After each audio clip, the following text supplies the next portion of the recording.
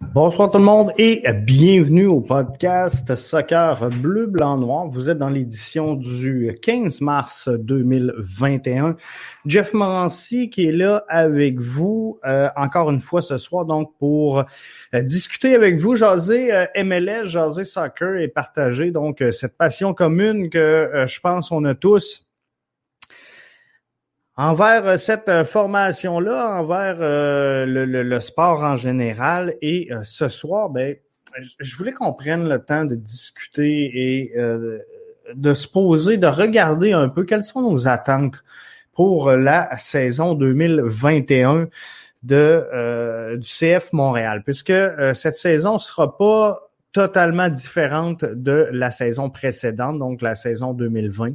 Où, encore une fois, on devra jongler avec les réalités, on va le dire comme ça, de la pandémie. On devra également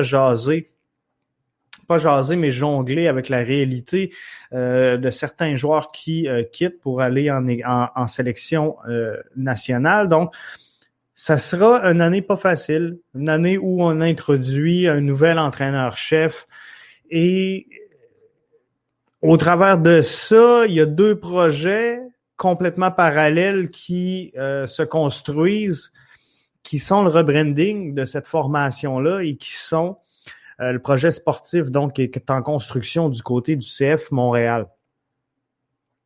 Alors, je vous ai demandé quelles sont vos attentes? Parce que dans les podcasts précédents, je vous l'ai dit, je m'en suis pas caché. Moi, je pense que cette année, on est davantage dans la construction que dans la transition. On a parlé plusieurs fois de transition au cours des dernières années. Et là, je pense que, sincèrement, on est dans la transition. Doc Mayou nous dit « Année de transition, aucune attente ». Et on va aller voir certains commentaires que vous avez mis, puis restez là, restez branchés avec nous autres parce qu'à ce soir, on va essayer de vous apprendre quelque chose. Sincèrement, j'ai écouté, puis Doc va peut-être être content de l'entendre, j'ai écouté en fin de semaine le podcast d'Audrey Magny, Foot et Café avec Nicolas A. Martineau, que j'ai trouvé encore une fois excellent. Je pense que tout ce que touche Audrey fait du sens. Je pense qu'elle produit quand même du contenu de haute envergure et c'est le fun, puis ça fait différent de ce qu'on fait. Et dans la réalité, j'essaie d'amener le podcast à un autre niveau.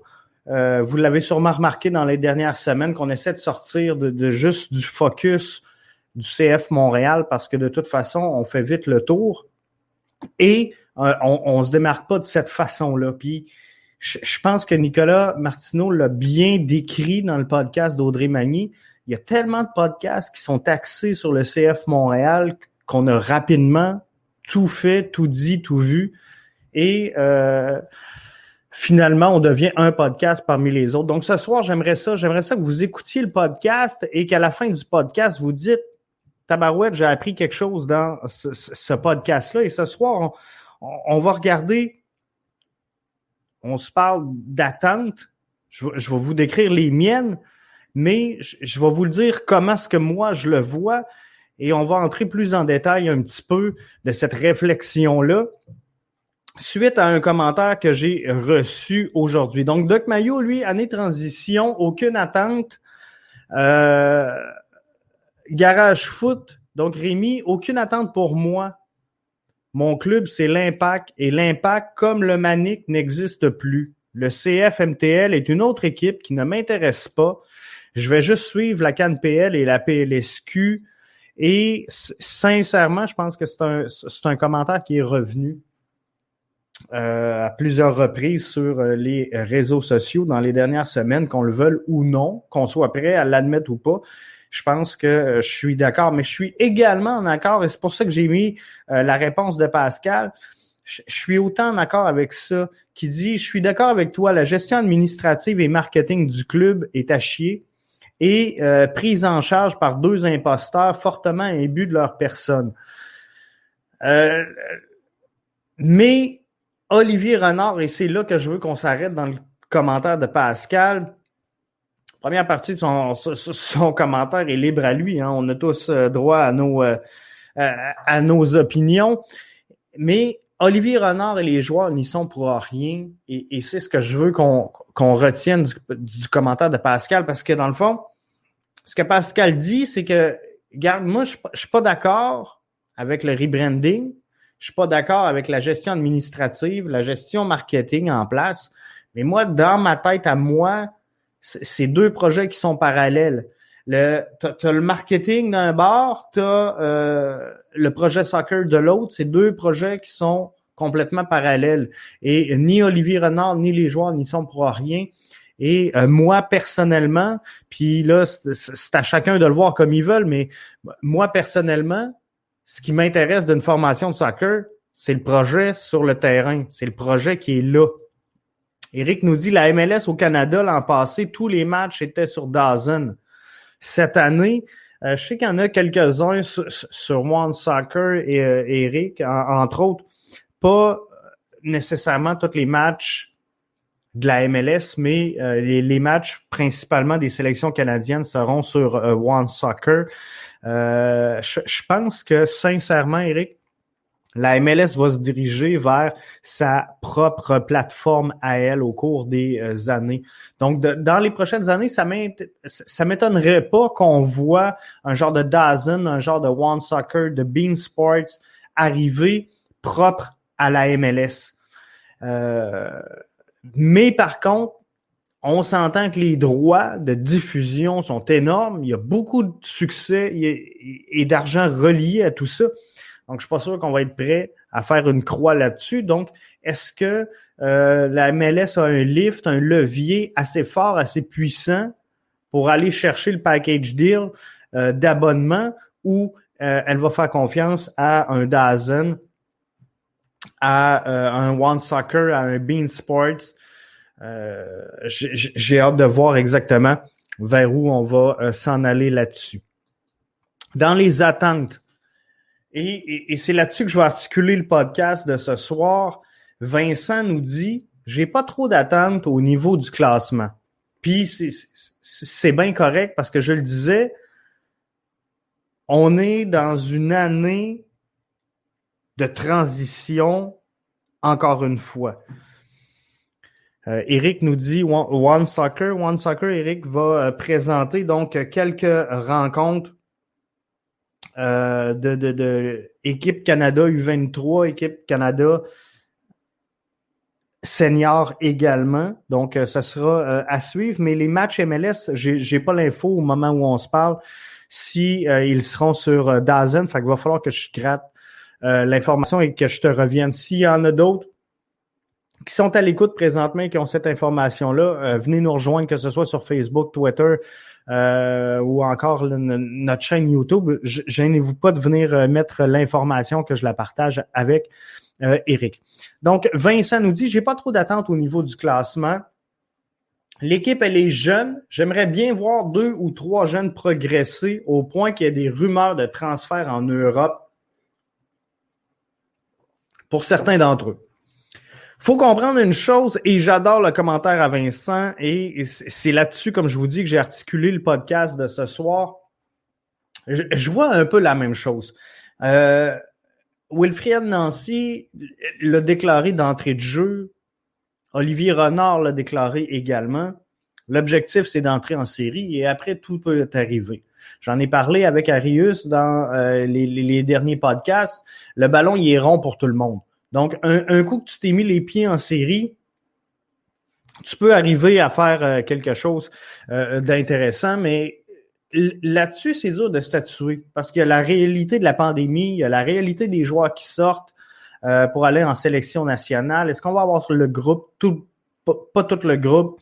Est-ce qu'il va y avoir une troisième vague? Il n'y en aura pas. Est-ce qu'il va y avoir des éclosions? On sait que Toronto FC a été frappé par une vague.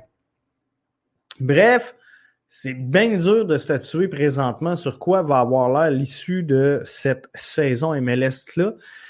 Alors, notre seul point qu'on peut faire, c'est bien sûr de suivre la progression de certains joueurs. Doc Mayou nous dit, entrer en série, la barre est basse si les critères sont les mêmes que la saison passée. Et là-dessus, Doc, je te rejoins à 100%. Je rejoins Doc à 100% parce que, sincèrement, moi, je pense que le CF Montréal est dans la construction et dans la continuité. Wilfred Nancy, de ce qu'il me dégage, de ce qu'il démontre, je pense qu'il va être dans la continuité de ce que Thierry Henry a mis en place. Olivier Renard semble les deux mains bien confortables sur le volant, donc devrait être lui également dans cette continuité-là. Donc, moi, personnellement, je suis tanné qu'on me vende un projet d'un Impact ou cette saison-là d'un CF Montréal qui se bat bien, qui travaille fort. Non, je veux qu'on me présente un projet d'un club qui va gagner, qui va aspirer à des sommets. Comprenez-vous? Je suis tanné qu'on me dise à toutes les saisons, puis ça fait 4 ans, on s'est bien battu. On s'est bien battu. L'objectif peut pas être juste de te battre. Puis je comprends que ce monde-là dise, Jeff, un coup que tu es en série, ça peut balancer d'un côté comme de l'autre. Vous avez entièrement raison. Par contre, comme j'ai dit la semaine dernière, demandez à l'Union, demandez à la direction de Portland, demandez à la direction de Seattle, demandez à la direction de LAFC, est-ce que votre objectif est de faire les séries? Parce qu'un coup en série, tout peut arriver. Je suis pas mal sûr qu'ils aspirent à davantage que les séries. Donc moi, sincèrement, de me contenter de si peu, c'est pas ma force. C'est pas ma force et je trouve que le CF manque d'ambition à ce niveau-là énormément. Donc moi, ce que je veux, c'est des résultats. Ce que je veux, c'est des croissances personnelles de joueurs. Et ce soir, je veux qu'on se parle de Zachary Broguillard. Pour revenir aux commentaires qu'on avait tout à l'heure de Vincent qui nous disait « J'aimerais bien voir 2 ou 3 jeunes progresser au point qu'il y ait des rumeurs de transfert en Europe pour certains. » Vous le savez, de la façon que la MLS, elle est produite, elle est construite, elle grandit, il y a juste une stratégie qui est valable, c'est celle de scouter, bien développer et vendre pour recommencer le processus. Donc, ce qui doit faire la valeur des clubs, ce qui doit faire l'obsession des clubs, c'est de dénicher des jeunes pépites, de les former et de les vendre sur le marché européen. On a une dans nos rangs, Zachary Broguillard, qu'on parle depuis plusieurs années comme étant celui qui pourrait être le plus gros transfert de l'histoire de la concession. Les données que je vais vous donner dans les prochaines minutes parviennent principalement de Transfer Market. C'est des données donc que j'ai récoltées là, que je veux partager avec vous. Et j'espère, comme je vous dis, vous apprendre quelque chose d'ici la fin du podcast. Zachary Broguillard, si on regarde la progression donc de cette valeur marchande-là, elle est où la valeur de Zachary Broguillard présentement? Elle se situe à 800 000 $. Et on peut voir là qu'il y a eu une progression. Et là, on vient d'atteindre un certain plateau. Mais si on regarde depuis son entrée, clairement, Zachary Broguillard est sur une pente ascendante. Donc, il y a une progression dans son cas. Et ça, c'est vraiment bien.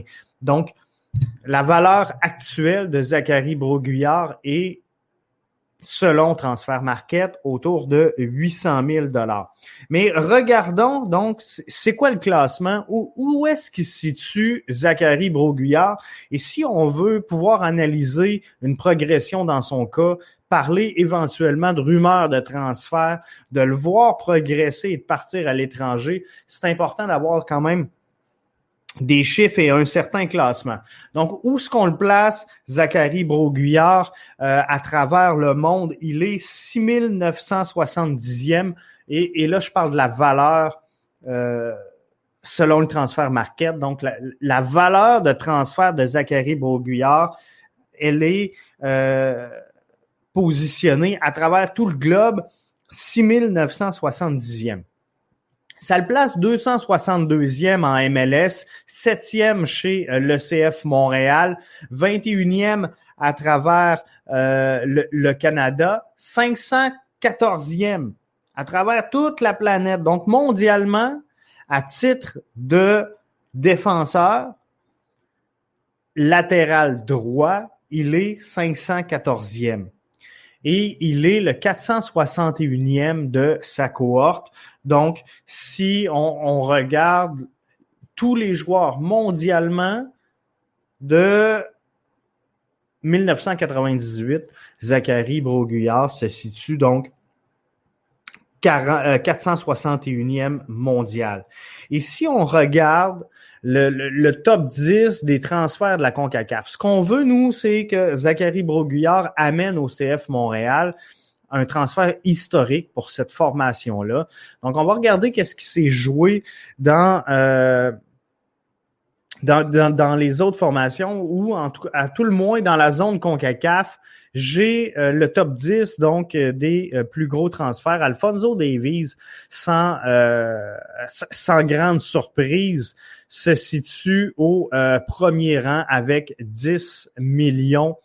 Mark McKenzie, donc qui est parti de l'Union à 5,45 millions, ferme le podium. Mac Miazga, parti donc du New York Red Bull en 2015-2016. Ça fait quand même déjà plusieurs années en direction de Chelsea pour 4,6 millions. Gonzalez en 2014-2015 quittait le Crew de Columbus pour Palermo à la hauteur de 3,8 millions d'euros. Tim Reams quittait 2011-2012. On est loin, là. New York Red Bull pour Bolton en Première Ligue à la hauteur de 3 millions. Puis là, je vous ai descendu le top 10 comme ça, mais je vais pas toutes vous les énumérer.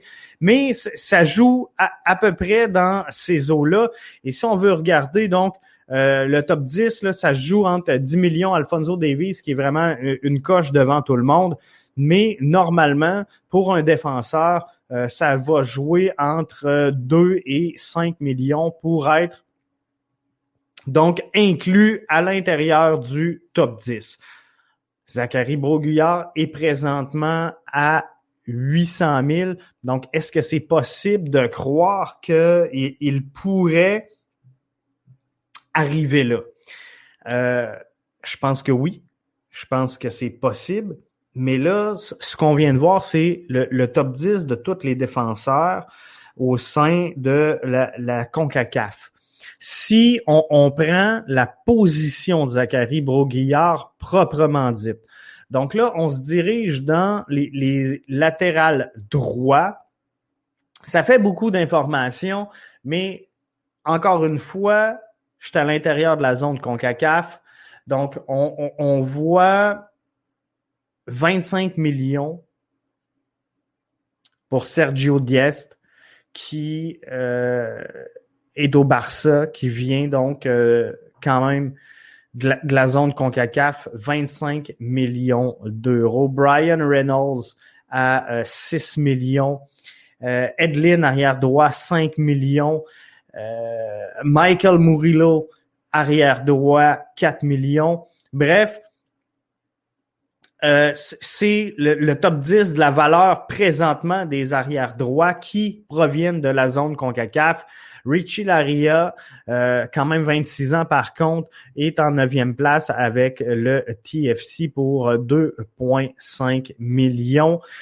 Ça donne une bonne idée. Ça donne une bonne idée donc de la valeur que peuvent avoir les défenseurs et principalement les latérales droits. Je pense que ça peut être relativement intéressant. Il est où, lui, Zachary Broguillard, dans cette liste-là présentement? Donc, je vous le démontre. Zachary Broguillard est au 45e rang, donc des latérales droits, âgé de 22 ans. Lui qui vaut 800 000. Donc, et dans ex aequo avec Carlin Arcus à 800 000. Mais on voit là qu'il peut ressembler à Brooks Lennon. d'Atlanta United. 23 ans, on est à peu près dans les mêmes eaux à 850 000. Donc, c'est à peu près, il se situe à la bonne place. On parle de, est-ce qu'on va être capable de faire progresser le jeune? Est-ce qu'on va être capable de faire progresser le joueur et d'aller le pousser à l'étranger? Parce que c'est ce qu'on veut faire avec Zachary Broguillard. On veut être capable de le voir grandir cette saison et éventuellement, donc, quitter le CF Montréal avec une bonne compensation. On espère aller chercher la plus haute compensation jamais touchée chez le CF Montréal. Alors, il faut se donner des objectifs. Il faut se donner des objectifs de développement. Et où est-ce qu'il se situe en tant que latéral droit de 23 ans, Zachary Broguillard? Doc nous dit qu'Isa n'a pas plus de valeur que Zachary Broguillard. Qu'Isa ne vient pas, puis je vais te dire ça exactement, Doc, mais qu'Isa ne vient pas de la zone CONCACAF. Donc, c'est important de comprendre que les stats que je vous donne là présentement, c'est des joueurs qui proviennent de la zone CONCACAF, mais Moustapha Kizza, présentement, a une valeur marchande de 250 000 €. Donc, est loin derrière quand même Zachary Broguillard au moment où on se parle. C'est toujours des informations qui sont prises via le transfert market. Donc, Kizza n'a pas plus de valeur, non, présentement, que Zachary Broguillard. Faudra voir l'étendue de sa saison. Faudra voir exactement comment il va pouvoir se développer cette saison et comment il va grandir au sein de la MLS et de l'Impact. Il y en a plein qui sont venus, qui se sont développés rapidement et qui ont connu donc quand même un hub de valeur. Il faut dire que Zachary Broguillard a 1 an d'avantage, si on peut le dire comme ça, sur Moustapha Kizza, donc âgé de 22 pour Broguillard et 21 ans pour Moustapha Kizza, mais Moustapha Kizza, c'est sûr qu'il est en progression également. Par contre, fait tout juste son entrée sur le marché du transfert market. Donc, ça fait pas longtemps qu'il est là. Je pense qu'il n'a pas fini de prendre la valeur, il n'a pas fini de nous impressionner et ça va être intéressant de le suivre au cours des prochaines saisons, voir qu'est-ce que ça pourrait donner. Mais si on regarde Zachary Broguillard dans son ensemble, il est où en tant que latéral droit U23? Si on le prend pour ce qu'il est présentement, Zachary Broguillard est quand même un latéral droit U23. Donc, on va se diriger sur les statistiques. Si je regarde toujours en provenance de la zone CONCACAF, c'est important parce que je ne l'ai pas mis à travers le monde. Je pense que le soccer se développe vraiment différemment ailleurs qu'ici. Donc, on a un marché qui est propre à nous dans la CONCACAF et je pense que c'est important de les comparer à ce qu'ils sont. Il est 5e présentement. Donc, il est dans le top 5 des arrières droits de U23 au Canada présentement. Reggie Cannon, Alistair Johnston, Vladimir Lorona, Luis Hernandez et Zachary Broguillard, donc qui ferme cette marche donc dans ce top 5. Johnston, qu'on voit évoluer en MLS avec Nashville, qui occupe la 2e place. Donc, ça sera... Des fois, il y a des matchs comme ça, moins intensifs, des matchs moins intéressants où on se dit, ouais, qu'est-ce qu'on peut checker dans le game? Un petit Nashville, des fois, ça peut être ça peut être drabe. Parfois, ça peut être bon. On a connu une belle saison Nashville la saison dernière, mais tu sais, ça va être intéressant de surveiller justement les temps de jeu et l'évolution de certains joueurs au cours de cette saison-là pour pouvoir vraiment les comparer et dire Où est-ce qu'il se situe, Zachary Broguillard? Dans quelle fourchette exactement il se situe? Puis ça va être intéressant donc de pouvoir le comparer et de voir s'il a, au cours de cette saison-ci, s'il a cette progression-là qui est importante pour lui et pour, bien sûr, éventuellement, sa carrière, s'il veut espérer prendre de l'ascension sur le marché international. Zachary Broguillard a également la nationalité française, un avantage important pour se tailler une place en Europe. Principalement, je te dirais, Doc, dans la situation actuelle de pandémie où tout devient difficile, d'avoir un joueur, d'avoir un permis de travail, de pouvoir le transférer, d'avoir les contacts, d'avoir toutes les informations, c'est sûr qu'il y a un avantage clair à un joueur comme Zachary Broguillard d'avoir en sa possession cette double nationalité-là. C'est sûr que, comment je pourrais dire, à talent égal, selon moi, il peut en tirer avantage. Par contre, je suis pas certain que on va considérer Zachary Broguillard dans une situation où on a un joueur qui est meilleur, qui est mieux classé, qui ressort plus du lot finalement que Zachary Broguillard. Donc, ça va être important de lui donner les ressources, de lui donner tout ce qu'il faut pour qu'il puisse se développer. Alors, j'en reviens aux commentaires de départ de Vincent. J'aimerais bien voir 2-3 jeunes progresser au point qu'il y ait des rumeurs de transfert en Europe pour certains. Zachary Broguillard va faire partie de l'élite, je pense, de cette formation-là, va faire partie des joueurs bien établis et je pense qu'on a commencé à le mousser pas mal au sein de, pas au sein, mais aux côtés de Samuel Piette dans plusieurs publicités. Donc, on le voit prendre la place, tout comme on voit Zoran Bassong, tranquillement pas vite, prendre énormément de place. Donc, on est en train de peaufiner le visage de cette formation-là. Mais si on veut développer Zachary Broguillard, pour moi, il faut l'encadrer, il faut lui donner du soutien. Si Olivier Renard a fait des ajouts considérables dans l'entre-saison, une lacune qui demeure à mes yeux présentement est cette doublure-là sur Zachary Broguillard. On ne peut pas lui demander de jouer tous les matchs. On ne peut pas lui demander de jouer 90 minutes par match et on ne peut pas non plus scraper le plan de match pour reposer Zachary Broguillard. Donc, il faut une profondeur sur la position de latéral droit.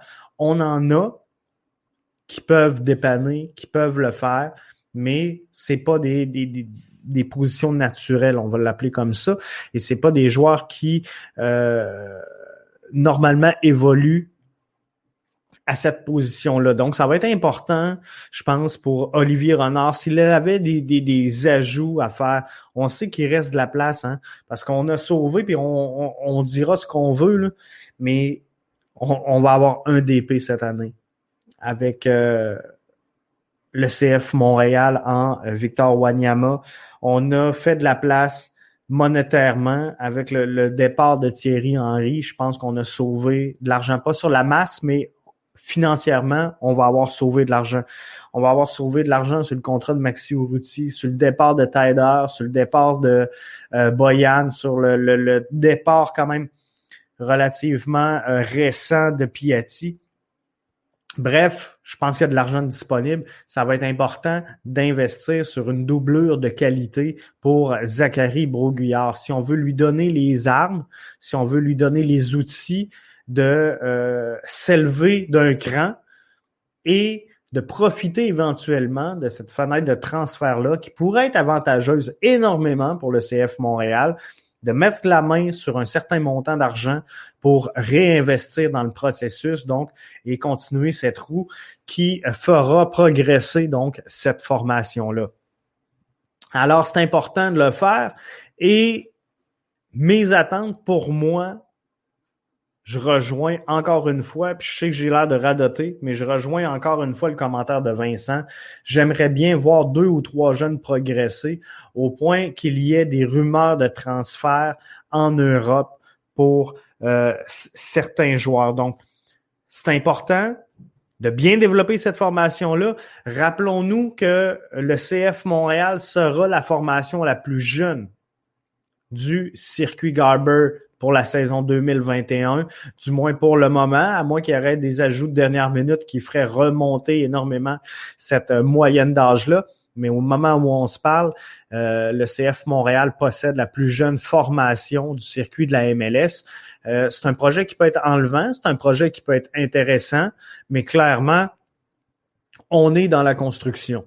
Donc, il faut arrimer tout ça et encadrer ces jeunes-là avec un petit peu d'expérience. Je pense que Laurent Ciman, à ce niveau-là, est une belle acquisition et qu'il pourra amener énormément à un Zachary Broguillard dans son développement et son encadrement.